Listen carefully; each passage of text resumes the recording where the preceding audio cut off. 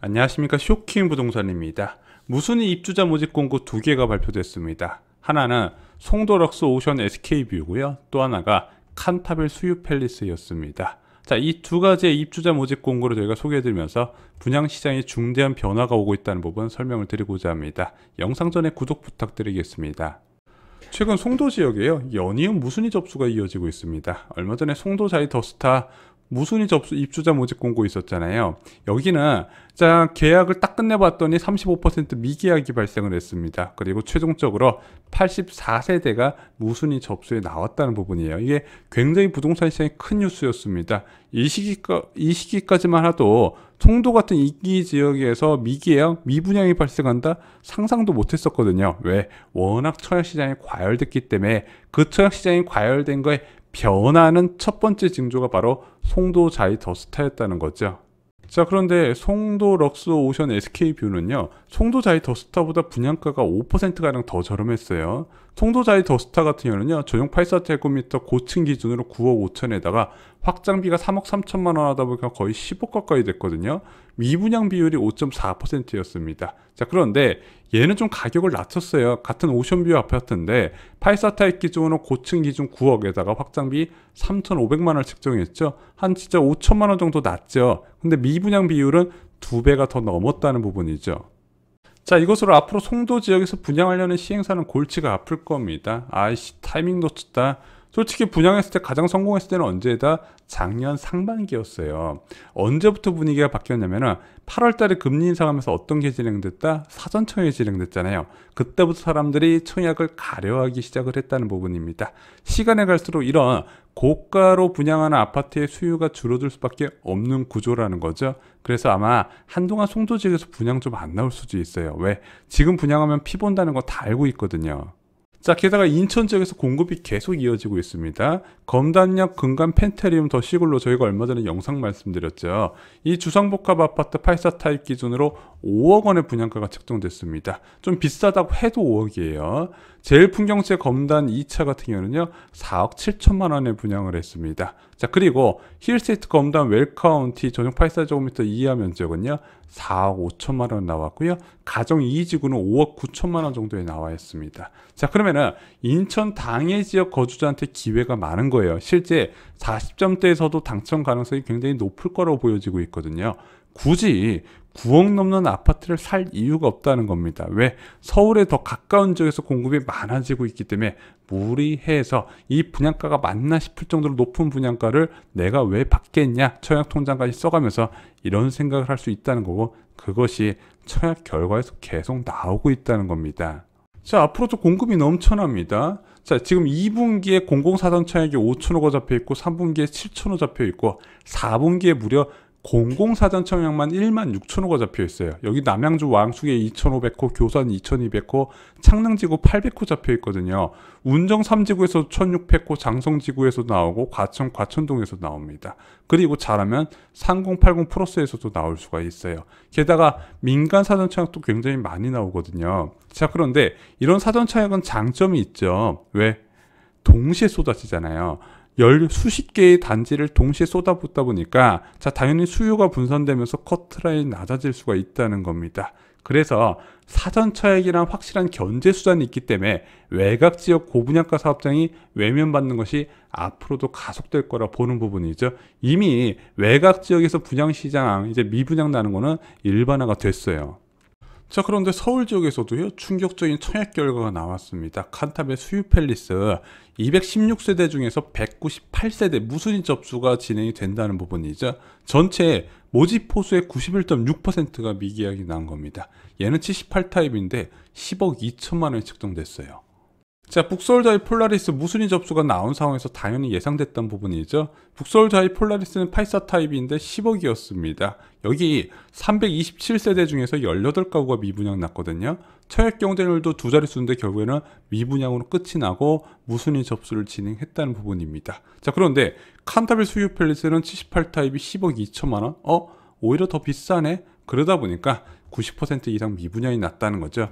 북서울자이 폴라리스는 4호선 역세권이고 그것을 이용해서 도시권 접근이 편리하다는 장점도 있고, 또한 대단지 1군 건설사라는 브랜드 때문에 그래도 10억 정도에도 수요가 있었는데, 그 이후에 인근 지역에서 공급되는 거 보면 도대체 무슨 깡이지 싶은 거예요.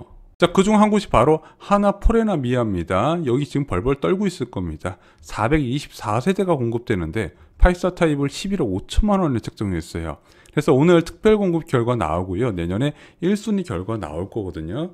제가 볼 때는 청약자가 상식이 있다면 아마 이거 청약을 할 때 굉장히 고민을 많이 하고 넣을 거예요. 당연히 그럴 수밖에 없겠죠.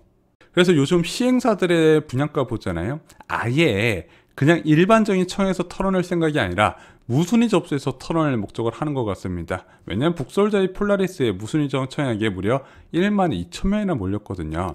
솔직히 시행사 입장에서는 굳이 1순위 때 수십 대 경쟁을 만들 필요 없거든요. 그냥 일반 분양 나온 것만 비싸게 팔아가지고 조합원들 분담금 낮추고 고급화시키고, 그게 가장 성공적인 프로젝트예요. 그러면은 당연히 분양가를 높게 받으려고 그러는 것 같은데, 이 무순위 청약이라는 게 그렇게 많이 믿으면 안 되거든요. 대구에서 이거 믿었다가 지금 연쇄 미분양 사태 나고 있잖아요. 제가 볼 때 서울 지역도 가까운 시일 내에 대구처럼 될 것입니다. 무순위 청약에서도 소화가 안 될 거예요. 그러면 정부에 요구하겠죠. 유주택자도 무순위 청약에서 지원할 수 있도록 바꿔달라고요. 자, 지금까지 말씀드린 단지들, 지금 미분양이 난 단지들 모두 다 분양가 상한제 미적용 단지들입니다. 자, 분양가 심사 제도는 두 가지가 있어요. 분양가 상한제 제도가 있고 허그의 고분양가 심사 사업장 심사 제도가 있는데, 작년 9월부터 허그의 고분양가 관리 제도가 개편이 되면서 분양가가 시세의 80% 이상 수준으로 굉장히 높게 올라갔습니다. 그러다 보니까 주변 시세가 거래 하나도 없이 호가만 유지된 상황에서 사람들이 야, 이거 싸다고 안 사죠. 그러다 보니까 미분양이 나는 거예요. 자, 그런데 저희가 지난번에도 말씀드렸지만 이 민간택지 분양가 상한제도 개편이 임박했다 말씀을 드렸습니다. 자, 요즘 언론들이 군부를 떼기 시작했어요. 건설자재 가격이 많이 올라가서 분양가 상승이 불가피하다, 분양가 결국 오르나, 원료값 커지는 공포, 이런 식으로 이야기가 나오고 있죠. 그런데 서울 지역 분양가는요, 대부분 토지 가격이 차지하게 됩니다. 분양가 솔직히 많이 올려준다 하더라도 분양가에 체감되는 인상 효과는 없어요. 대부분 토지 가치를 어떻게 평가에 따라 달라지는데, 지금 그 토지 평가 기준을 좀 바꿀 가능성, 한마디로 분양가 상한제를 손볼 가능성이 커지고 있다는 부분이죠. 왜냐하면 이것은 차기 정부에서 대통령 당선인이 여러 차례 강조를 했던 부분이기 때문에 그래요. 자, 당연히 시행사 입장에서는 분양을 미룹니다. 제가 조합원이라도 지금 조합장이 상반기에 분양하는 거 밀어붙이면 못하게 할 것 같아요. 그래서 지금 차기 정부에서는 아마 이 분양가 개편을 가장 먼저 진행을 할 겁니다. 왜? 빨리 분양이 나오도록. 그래서 5월이나 6월 중에 개편 진행 가능성이 높은데, 이건 국회 동의 받을 필요가 없거든요. 그래서 지금 분양가 상한제 개편은 두 가지 방향으로 추진되지 않을까 싶습니다. 첫 번째는 민간택지 분양가 상한제 적용 지역을 축소하거나, 이거 국토부 장관이 지정하거든요. 그래서 현재 300개 넘는 행정동이 지정이 돼 있어서 이 분양가 상한제를 적용받는데, 이것을 전부 다 제외시켜버리는 방안도 고려가 가능할 것으로 보여집니다. 공급을 늘린다는 명분 안에 분양가를 올려줄 가능성이 있고요. 이게 너무 과격하다, 너무 파격적이다, 반발이 심하다 싶으면 두 번째 방안을 꺼낼 가능성이 있어요. 바로 한국부동산원의 토지가격 검증 프로세스를 없앤다는 거죠. 자, 지금 분양가 상한제는 어떻게 심사를 하냐면요, 기본형 건축비에다 가산비를 더해요. 이 기본형 건축비는 정부에서 정하고 있죠. 여기에 토지 가치를 평가를 얼마나 받느냐가 가장 핵심인데, 이 토지 가치를 비싸게 책정하면 한국부동산원에서 검사를 하고 태클을 걸어요. 최근 둔촌주공이 제곱미터당 2,020만원 제시했다가 퇴짜 맞고 1,800만원대에서 다시 검토 요청을 했죠. 이런 식으로 한국부동산원이 부동산 분양가를 낮추는 역할을 했던 것을 축소시킬 가능성도 있습니다. 아마 제가 볼 때는 1번이나 2번 안 중에서 어떤 식으로든 나올 것 같아요. 자, 그렇게 되면 당연히 분양가를 올라갈 것이고, 아까 말씀드렸던 허그의 고분양가 사업장 심사 기준처럼 청약 경쟁률이 뚝 떨어지면서 미분양 단지도 나올 것 같습니다. 그 미분양 단지가 인기 아파트일 가능성도 크다고 보여져요. 자, 그래서 여러분들, 제가 청약자 여러분들께 강조드린 게 있습니다. 분양가 상한제 적용 단지 아파트에 적극 청약을 임하시는 것이 돈 버는 일이라고, 그래서 저희가 괜찮은 지역에 분양가 상한제 적용 단지 나오면 영상으로 제작해서 올려드리고 있거든요. 자, 그런데 나는 이거 만약에 청약 받아버리면 둔촌주공을 지금 5년 넘게 기다리고 있는데 이거 포기해야 되는 거냐? 좀 그게 마음은 아플 수도 있잖아요. 왜냐하면 분양가 개편이 어떤 식으로 좀 진행될지 알 수 없는 부분이기 때문에, 예를 들어 만약에 지금 분양가 상한제 적용해서 주변 시세 60% 적용되는 게 약간 받아서 70% 적용되더라. 그런데 나는 이 70%라도 받고 싶은 사람이 있어. 그런 사람들은 어떻게 하면 되죠? 간단합니다.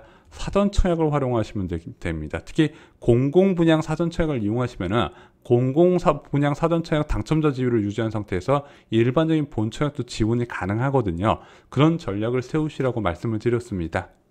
자, 내년부터 불패 신화로 불렸던 서울 아파트 청약 시장도 큰 변화가 일어날 것으로 보여집니다. 시행사 입장에서는 가장 높은 분양가를 책정받으려고 할 것이고, 수요자 입장에서는 고분양가로 분양받는 것을 꺼려하게 될 겁니다. 그러면 당연히 미분양이 발생할 것이고, 그것이 부동산 시장에 적지 않은 영향을 미치게 됩니다. 하방 리스크로 작용한다는 거죠. 이것이 내년에 최고의 시너리가 완성되는 또 하나의 변수가 될 것으로 보여지고 있습니다. 자, 여러분들, 내년부터 부동산 가격 하락의 모든 요소가 다 갖춰진다 말씀드렸습니다. 기회를 잡으셔야죠. 쇼킹 부동산은 아파트 교과서로 대비하시기 바랍니다. 지금은 제도를 내 것으로 만드는 것이 가장 큰 힘이 될 것이라고 여러 차례 말씀을 드렸습니다. 이상으로 영상 마치겠습니다. 좋아요, 구독, 공유 꼭 부탁드립니다. 감사합니다.